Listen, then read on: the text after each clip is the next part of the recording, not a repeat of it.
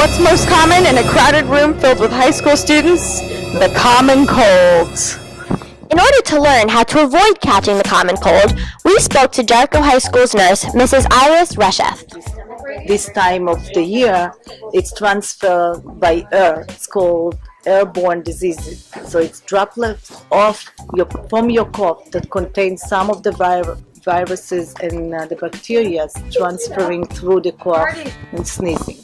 So that's why you support to cover your mouth while you're coughing or sneeze. We asked Jericho High School students to demonstrate the proper way to cough and rank them on a scale of 1 to 10.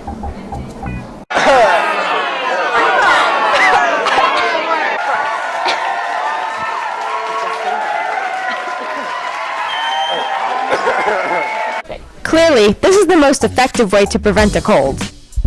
But for now, we'll just cover up. This is Sabrina Wong, Alexis Corbin, and Ariana Scavone reporting for Jericho News.